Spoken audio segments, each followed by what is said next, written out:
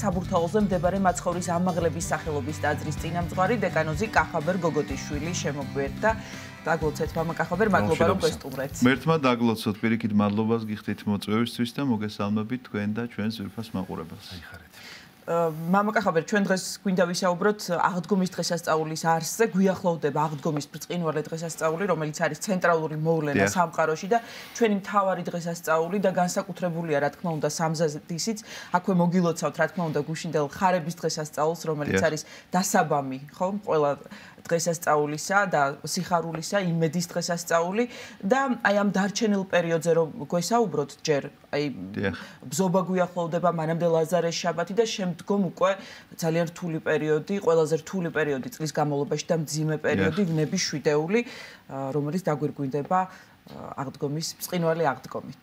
თქვენის ნებართვით ცოტა გასულ დღეებზეც ვისაუბრებ, იმიტომ რომ ვისაუბროთ აღდგომისთვის, როგორ ვემზადებით და არ გავიხსენოთ ის, რა გავიარეთ, გულისხმობ ამ გავლაში დიდ მარხვის რაღაცა გარკვეულ დღეებს, თუ როგორ აქვს ეს წმინდა ეკლესიას დალაგებული, მე ვფიქრობ, რომ არ იქნება სწორი და ამიტომაც მე გადავწყვიტე დღევანდელ ჩვენს გადაცემაში ასეთი თანმიმდევრობით მოვუყვე აღდგომისთვის როგორ უნდა მოვემზადოთ, რომ როგორ აქვს ეკლესიას დალაგებული, როგორი პედაგოგიკა, როგორი, ესე იგი, როგორ შეიძლება აღზარდოს ადამიანი სულიერად იმ ლიტურგიკულმა მსახურებამ, იმ თქვათ წყობამ კალენდრულმა, თუ როგორ გადაანაწილა წმინდა ეკლესია, მიუხედავად იმისა, რომ ეს რაღაცა საუკუნეების განმავლობაში ყალიბდებოდა და გარკვეული დღესასწაულები ძალიან გვიან არის, მაგალითისთვის ახლა მართლმადიდებლობის ზეიმი რომ აღინიშნება პირველ კვირას, ეს სადღაცას მე-9 საუკუნეში დაწესებული დღესასწაულია, იქამდე რა ეკლესია არ ზრუნავდა და არ იჩენდა რაღაცა აღრძელობით, ესე იგი მოღვაწეობას არ ახორციელებდა თავისი მრევლის მიმართ, როგორ არა, მაგრამ აი ახლა დღევანდელ დღეს როგორც გვაქვს, როგორ დაალაგა ეს ყველაფერი ეკლესიამ, თქვენის ნებართვით, სიამოვნებით მოვყვები ამას. პირველ რიგში ის არის, რომ მარხვა დაწესდა იმისთვის, რომ ადამიანმა იცნოს საკუთარი თავი. აი, უნდა დაინახოს მან ადამიანმა, აუცილებლად უნდა დაინახოს საკუთარი თავი და ეს არის მარხვის მიზანი. იმიტომ რომ ხშირად ჩვენთვის გაუგებარია, რატომ მარხულობთ. და წერს პირდაპირ კიდეც ისაია წინასწარმეტყველი თავის წიგნში არ იცით რატომ მარხულობთ და მერე რაღაცა ჩამოთვლის აქციელებს, რომელიც აქციელიც არ შეესაბამება მარხვას სინამდვილეში და სხვა რამეს ითხოვს უფალი ჩვენგან ამ მარხვის გამო. საკუთარი თავის შეცნობა არის მარხვა. ამისთვისაც პირველ კვირაში, რომელიც საკმაოდ მძიმე კვირად იწოდება ისევე როგორც ბოლო კვირა, მინდა გითხრათ, იკითხება კრიტელის კანონი.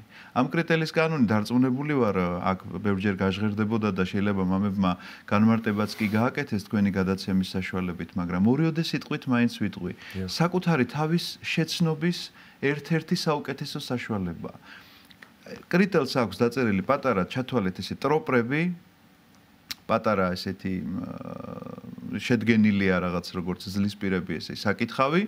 ამ პატარა ტროპრებში გადმოცემულია შინაარსი სამყაროს შექმნიდან, ადამიანის დაცემიდან, აი ადამის ისტორია როგორ დაეცა, მერე კაენი და აბელი და მოდის მოყვება და ვიდრე აგერ მარიამ მეგვიპტელამდე ამ ისტორიას გვიყვება, როგორია ადამიანის სულიერი მდგომარეობა და როგორ შეიძლება ადამიანმა საკუთარი თავი დაინახოს, იმიტომ რომ ბიბლიას აქვს ერთი უნიკალური თვისება და ბიბლიური ისტორიებია, როგორც ეს მოგახსენეთ უკვე კრიტელის მიერ შედგენილი კანონი, რომ ის არ მალავს არანაირად მანკიერ მხარეებს. ბიბლიაში არ არის მხოლოდ რაღაცა წმინდანების შესახებ ლაპარაკი, რომლებმაც, ესე იგი, უშეცდომოდ გამლეს ცხოვრება. ყველა შეცდომა აღწერილია აბსოლუტურად, მათ შორის ისეთი დიდი წმინდანებისა, როგორიც არიან ჩვენთვის აი ესეთი პატივცემული პატრიარქები, ძველი აღთქმისა, წინასწარმეტყველები, რომლებსაც შეეშალათ მარტო დავით მეფსალმუნის ისტორია რა დღირს, რომ არაფერი დამალული არ არის.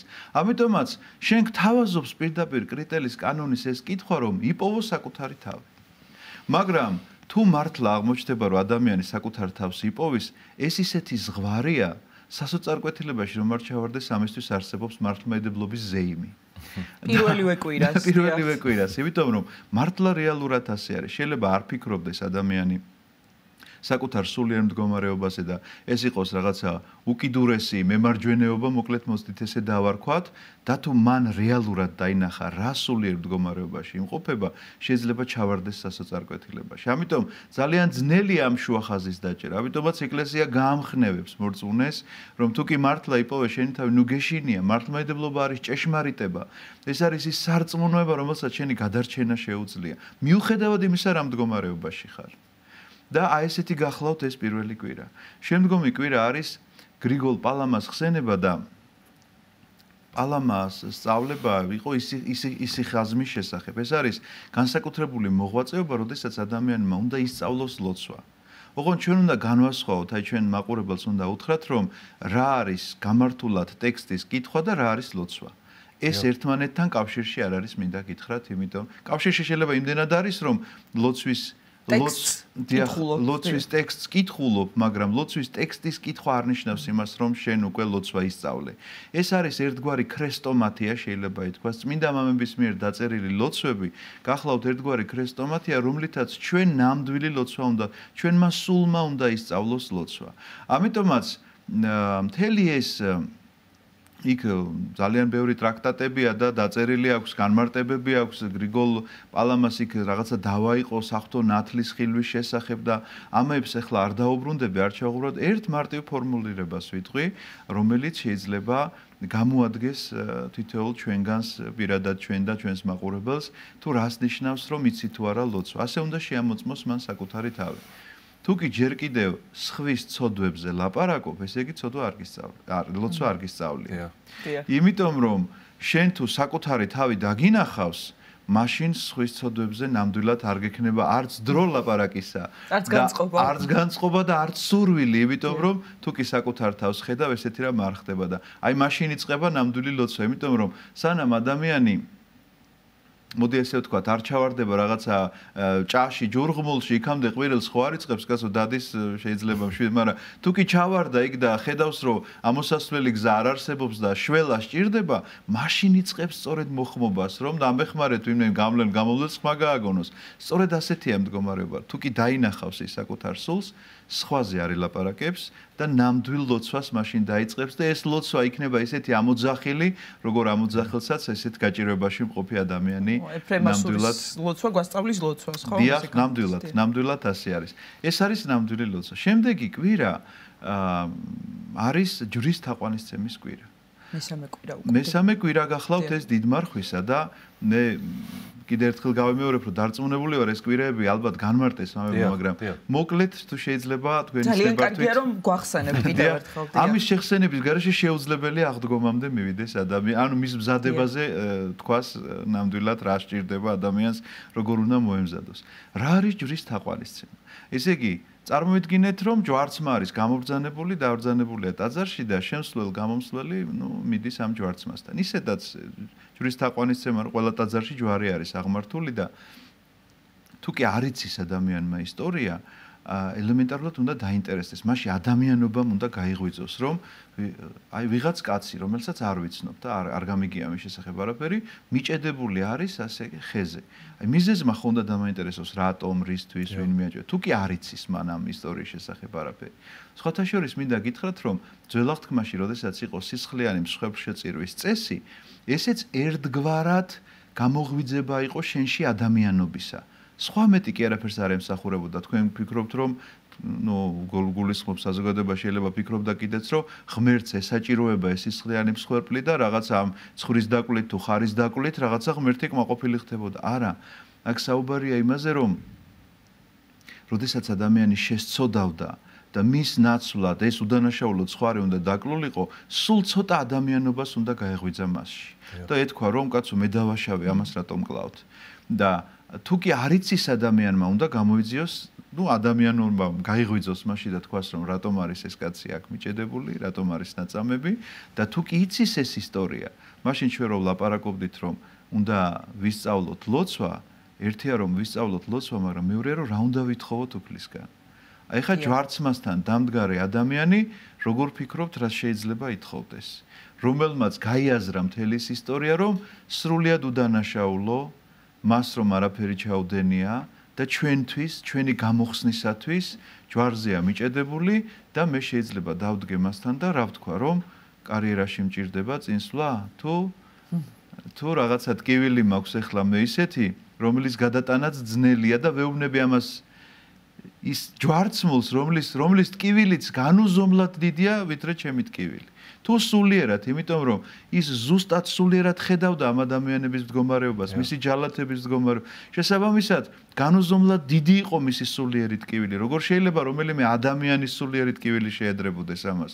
როგორ შეიძლება ფიზიკურად შეედარო იმ ტკივილს, რაც მან განიცადა ჯვარცმამდე და ჯვარცმის დროს? ამიტომაც რაზე შეიძლება ვთქვათ ლოცულობდეს ადამიანი და რა კონდეს განწყობა. ანუ ერთი არის რომ ვთქვათ დავინახე თავი და ეხლა ვიცი რომ ლოცვაა საჭირო. რომელი ლოცვა არის ამ შემთხვევაში უპირატესი? ეს არის მადლიერების გამოხატულება. მადლიერება იმისთვის, რაც ღმერთმა ჩვენთვის გააკეთა და ლოცვა, რომელიც შეიძლება აღმოხდეს. იქ ჯვართან მდგომი საკუთარი თავი დანახული, მადლობის შემდგომ რომ უფალო იესო ქრისტე შემიწყალე მე.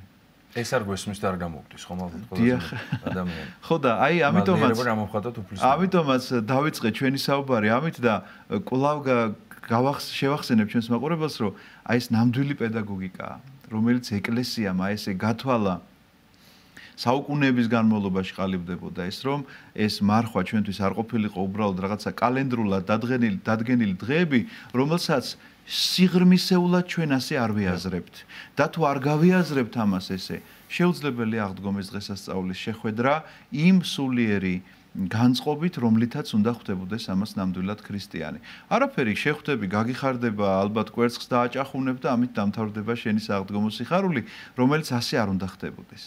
კვლავ დაუბრუნდეთ მეოთხე კვირა გახლავთ იოანე სინელი, კიბის აღმწერელი, კლემაქსი, ასეც შეიძლება გაიგონოთ მისი სახელი, რომელმაც აღწერა სათნოების 30 საფეხური.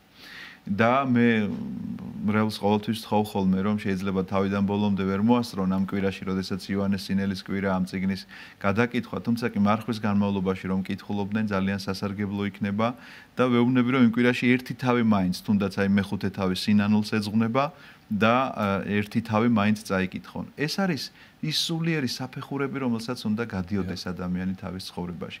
ეს არ გეგონოთ მხოლოდ ბერებისთვის და ასკეტებისთვის და სადღაცას გამოქვაბულში შეკეტილი ადამიანებისთვის არის დაწერილი, ერისკაცსაც ძალიან კარგად გამოადგება, თუმცა კი იქ შეიძლება ისეთ რამეზე იყოს დაწერილი ამ ქვეყნიდან როგორ უნდა გულისხმობ მიატოვოს ეს სოფელი და სადღაც უდაბნოში გავიდეს, მაგრამ არანაირად ესე იგი ჩვენ არ მოუწოდებთ ახლა ოჯახში მცხოვრებ ადამიანებს უდაბნოში წასვლისას და ოჯახის პასუხისმგებლობაზე უარისთქმას, მაგრამ რაღაცა სულიერი უდაბნო ნამდვილად უნდა მოიწყოს მან, თუნდაც ამ დიდ მარხვაში.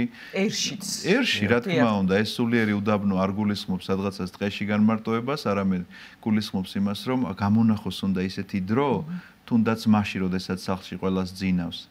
ცხოველს და ფრინველსაც შეიძლება ისიც რო ყავს თუ არ ყავს რა მნიშვნელობა აქვს და გამონახოს ისეთი დრო, სადაც მისთვის ისეთი სიჩუმე იქნება როგორც უდაბნოში, რომ აი შეძლოს საკუთარ თავთან ლაპარაკი და ღმერთთან ლაპარაკი. არ შეეშინდეს არავის ამ გამოთქმისა საკუთარ თავთან ლაპარაკი, იმიტომ რომ ჩვენ საკუთარ თავსაც უნდა დაველაპარაკოთ და ეს ლოცვაში გვაქვს მოცემული კრიტელის კანონში ყოველი ესე იგი კონდაკი იგალობება, სადაც მუხლმოდრეკით ვიცმენთ ლოცვას სულო ჩემო აღზდეგ რასა გძინავს. ამას ვის ველაპარაკებით, საკუთარ თავს არ მოუწოდებთ ამას. ასე რომ მსგავსი საუბრები საკუთარ თავთან ნამდვილად სასარგებლოა და ეს გახლავთ სათნოების ერთ-ერთი საფეხური, ასე რომ სინელი აი ამ სათნოებების შესახებ გვაუწყებს ჩვენ და გვესაუბრება. თავისი კიბის საშუალებით, მოკლედ ამ კიბის აღწერილობით, სათნოებათა კიბის აღწერილობით. შემდეგი მეხუთე კვირა, რომელიც ჩვენ ახლა ხან გქონდა ჩავატარეთ, ესა გახლავთ მარიამ მეგვიპტელი. და მარიამ მეგვიპტელი გახლავთ განსახიერება იმისა, თუ როგორ უნდა იშვას ახალი ადამიანი. როგორ უნდა დაიბადოს ახალი ადამიანი, სინანულში როგორ იბადება ახალი ადამიანი და რა არის გვიან, ხო? არასდროს არ არის გვიან, როგორი დაცემულობაშიც არ უნდა იყოს, ამასაც არ აქვს მნიშვნელობა და ყველაზე მთავარი, როგორ უნდა მოხდეს შენარჩუნება იმისა, რაც მოიპოვე. აი ამისი მაგალითი გახლავთ მარიამ მეგვიპტელი, მისი დაბადება სინამდვილეში ხდება, როდესაც მისი თვალები და ღვთისმშობლის თვალები ერთმანეთს შეხვდებიან, ხატი, რომელიც უყურებს მას და ის ვერ შეძლებს ტაძარში შესვლას, ეს გახლავთ მისთვის ახალი როდესაც გააცნობიერებს თუ რატომ ვერ შედის ტაძარში და უყურებს ღვთისმშობლის თვალებს, ეს გახლავთ სწორედ მისთვის აი ის ბიძგი, რომლითაც გაჩნდება ახალი მარიამი, რომლის სინანულიც მთელი ღამის განმავლობაში ცრემლია, დილით ტაძარში შედის ეზიარება, გადადის იორდანეზე მოგეხსენებათ და მრავალ ათეულ წელს გაატარებს ისეთ სინანულში და ისეთ ესე იგი ამ თავისწოდების მონანიებაში და მიაღწევს ისეთ სიმაღლეს, აი ნამდვილ ლოცვას ისწავლის მეთქი, როდესაც ვამბობ, მას გამოუბრწყინდება ნამდვილად ის საღვთო ნათელი, რაზეც ჩვენ გრიგოლ პალამას სწავლებაზე გქონდა ლაპარაკი, რომ ამ საღვთო ნათლის შესახებ საუბრობს ის იხასტები, როდესაც აღწევდნენ ბერი ზოსიმე, როდესაც მას ნახულობს. მას მოყავს ისეთი ციტატები სახარებიდან, რომელიც არასდროს არ წაუკითხავს, მინდა გითხრათ. ესაუბრება მათ შორის მის წინამძღვარზე, ზოსიმეს წინამძღვარზე, რომელსაც რაღაც პრობლემები აქვს და მიანიშნებს ამ პრობლემებზე.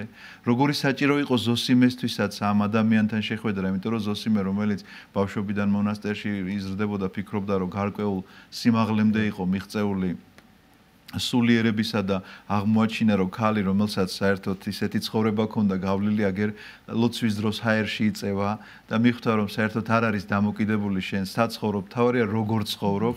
და ეს ყველაფერი რა თქმა უნდა დაბადებაა, როგორც გითხარით ახალი ადამიანისა. აქვე უნდა გითხრათ, რომ მარიამ ეგვიპტელი სულ ორჯერ ეზია რა. ეს იყო ერთი, როდესაც იყო უკიდურესად ცოდვილი მაშინ და მოინანია და მეორე, როდესაც უდიდესი წმინდესარი მიღწეული ლოცვის დროს ჰაერში იწევა მაშინ. ეს იმას ნიშნავს, რომ ადამიანის ზიარების გარეშე არ შეიძლება. ნუ გადაუწყვეტს ჩვენ საზოგადოებას განსაკუთრებით ეხება ეს, რომ მე ახლა არ ვარ ღირსი, მე როდის გახდება ღირსი, ესე იგი ამის ლოდინში შეიძლება გავიდეს თელი ცხოვრება. ან შეიძლება მოჩვენებითად ამბობდეს, რომ არ ვარ ღირსი და უბრალოდ სხვა მიზეზი იყოს, ან სიზარმაცისა, ან კიდევ სხვა უამრავი შეიძლება დასახელდეს. ამიტომაც ესეც გასათვალისწინებელია მარიამის ცხოვრებაში. დაბადების დროს და გარდაცვალების დროს ის ეზიარება, თუმცა კი სხვადასხვა სულიერი მდგომარეობა, მაგრამ ზიარების საჭიროების გარეშე ადამიანი არ შეიძლება რომ არსებობდეს ის ზიარების გარეშე. ესეთი გახლავთ მარიამ ეგვიპტელის ცხოვრება. და შემდეგი კვირა, რომლითაც მთავრდება მარხვა, არც ამ სიტყვამ არ გააკვიროს ჩვენი მაყურებელი, ეს გახლავთ ბზობას ვეძახით ჩვენ ხალხურად შეიძლება ასე ითქვას, მაგრამ ეს არის უფლის დიდებით შესვლა იერუსალიმში. ანუ თუ ეს საფეხურები მე ყველაფერი გავიარე, გადავლახე, რაც უკვე მოგიყევით, საკუთარი თავის დანახვით, იმით რომ გამამხნევა ზეიმმა, იმით რომ ლოცვა უნდა ვისწავლო, იმით რა უნდა ვილოცო, თუ როგორ სათნოებებში წარვემატებოდე, როგორ უნდა ვიშვა სინანულში და შევინარჩუნო შემდგომ სიწმინდე ამ შობისა, ეხლა ხდება ასეთი ამბავი, რომ ქრისტე უნდა შემოვიდეს ჩემში. იერუსალიმში პირობითად, როდესაც ვკითხულობთ, რომ ამხედრებული ჩოჩორზე და არ არის შემთხვევითი იქ ჩოჩორი, იმიტომ რომ ჩოჩორი გახლავთ ყველაზე ჯიუტი ცხოველი. ვირი ბევრად უფრო ადვილი მოთვინიერებადია, იმიტომ რომ ის უკვე, მოდი ასე ვთქვათ, ჭკუადამჯდარია, უკვე ისეთ ასაკშია, გაზრდილია და ჩოჩორი გახლავთ, მოკლედ, ახალგაზრდა, რომელიც ძალიან ჯიუტია, ურჩია, უხედნავია, გაუწვრთნელია, მოკლედ შეიძლება ასე ითქვას. რაც ახასიათებს ადამიანს ხშირ შემთხვევაში. თავისი სიჯიუტით გამოხატული, თავისი თითქოს ყველაფერი რო იცის და შენ ვერაფერს ვერ ასწავლ. აი ასეთ ადამიანზეა სწორედ გათვლილი ეს ამბავი, რომ მაცხოვარი დაჯდება და როგორი თვინიერი ხდება ეს ჩოჩორი მის ხელში, ისე რომ არსად არ გადაუხვევს, საითაც არ ეტყვის მაცხოვარი და ესე შედის ის დიდებით იერუსალიმში და ეს დიდებით შემოსვლა იერუსალიმში სწორედ შენს გულში უნდა მოხდეს. შენი გულის კარი უნდა გაიღოს ამისთვის. ჩვენ თქვენი გადაცემის საშუალებითაც გვითქვამს ადრე და გავიმეორებ კიდევ რომ ქრისტე დგას ჩვენი გულის კართან და აკაკუნებს.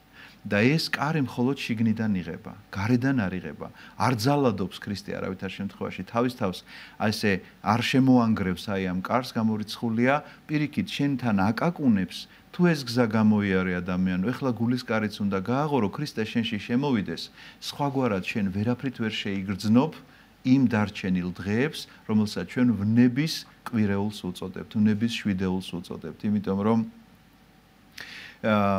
ეს განვლილი გზა თუ კი შემომყვანია ჩვენში ქრისტესი, მაშინ უკვე ქრისტესთან ერთად გავდივართ ჩვენ ყოველივე ამას. თუ არა და ეს რჩება რაღაცა მოთხრობა რომ წაგვიკითხავ სადღაც რაღაცა თუნდაც ისტორიული მოვლენა, რაღაც მომხდარა თურმე იქ ვიღაცას ესე უთქვამს, მე ესე დაუჭერიათ, მე ესე შეურაცხყოფა, მაგრამ თუ კი შემოსულია ჩვენში ქრისტე, ამიტომაც ვთქვი რომ ეს მარხვის დასასრულია. ამ მარხვას 40-თა მარხვა ეწოდება და 40 დღის განმავლობაში მიმდინარეობს და ის მარხვაზე უფრო აღმატებული დღეებია ჩვენ თითქოს დროითაც გადავინაცვლებთ და იმ რეალური მოვლენების შემსწრენი ვართ ტაძარში მსახურებაც კი ასე აღესრულება თითოეული დღეს იქ იმ მოვლენის გახსენება ხდება რაც მაშინ მაცხოვრის თავს გადახდა როდესაც ის ხორციელად დედამიწაზე იყო და აი ესე მივიახლებით აღდგომის დღესასწაულს მე არ ვიცი ხა დრო ჩვენ როგორა გვაქვს ცოტა დრო გვაქვს დარჩენილი სადღაც მამაკახაბერ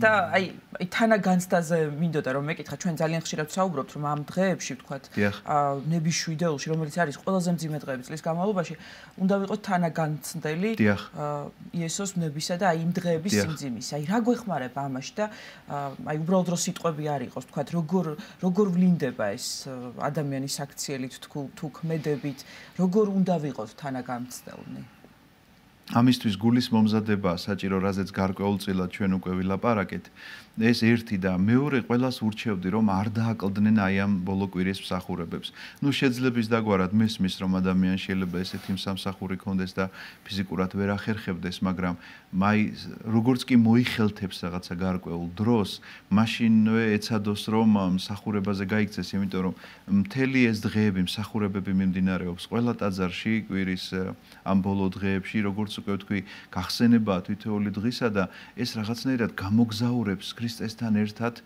იმ დროში, იმ რეალობაში, როდესაც ეს რეალურად ხდებოდა ეს ამბები, განსაკუთრებული დღეები მინდა გითხრათ, რომ ეს არის ხუთშაბათი, პარასკევი და შაბათი. და ამ დღეებში მაინც ადამიანმა რაღაცნაირად უნდა მოახერხოს, იმიტომ რომ ეს არის სერობა, როდესაც ზიარების დღე დაწესდა, ეს არის პარასკევი მისი ჯვარცმისა და ჯვრიდან გარდამოხსნისა, ყოველივე მსახურებაში ეს პირდაპირ განამარტო ლოცვა იკითხება, სადაც შინაარსობრივად ეს ყველაფერი იგულისხმება, არამედ რეალურად ამას მღვდელ მოქმედებაში აღასრულებს სასულიერო პირი, როდესაც გარდამოხსნას გამოაბრძანებენ, როდესაც შემოტარება ტაძრის ირგვლივ და ასე შემდგომ და ეს ძალიან დაეხმარება ადამიანს, რომ დაინახოს ის რეალობა, რა ისტორიული მოვლენაც აღესრულა და მის თუ ეს არ დაინახა, ისე მის სულიერ შინაარს ვერ ჩასწვდება, რა თქმა უნდა.